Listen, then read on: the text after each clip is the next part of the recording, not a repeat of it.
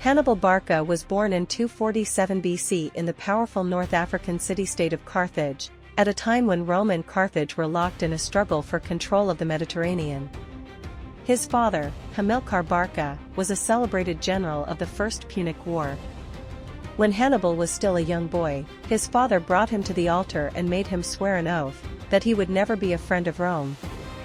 That vow shaped the destiny of one of history's greatest military leaders. As a young commander, Hannibal joined his family's campaigns in Iberia, modern Spain, where he quickly showed exceptional skill in leadership, tactics, and the ability to inspire absolute loyalty from his soldiers.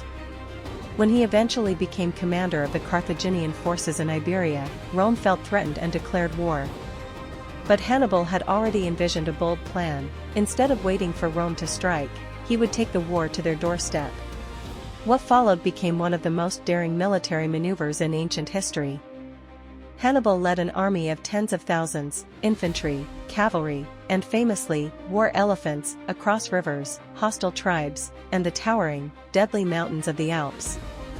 The journey was brutal. Many soldiers and animals died along the way.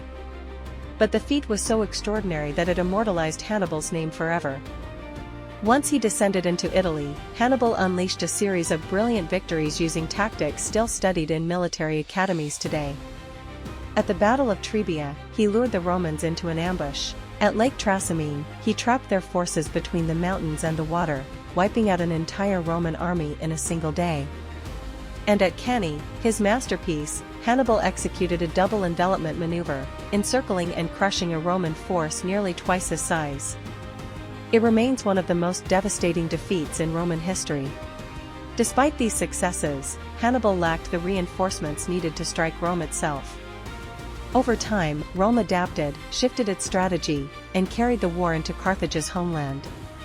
Hannibal was finally recalled, and in 202 BC he faced the Roman general Scipio Africanus at the Battle of Zama. This time, the Romans prevailed. Carthage was defeated, and Hannibal went into exile. Even in exile, Hannibal refused to be silent. He advised foreign kings, built fleets, and continued opposing Rome until the end. But when the Romans demanded he be surrendered, Hannibal chose his own fate. Legend says he drank poison, declaring, "Let us free Rome from her fear of an old man." Hannibal Barca died in 183 BC, but his legacy lived on. He was a commander of unmatched courage, strategy, and determination, one of history's greatest generals, and a symbol of relentless defiance against impossible odds.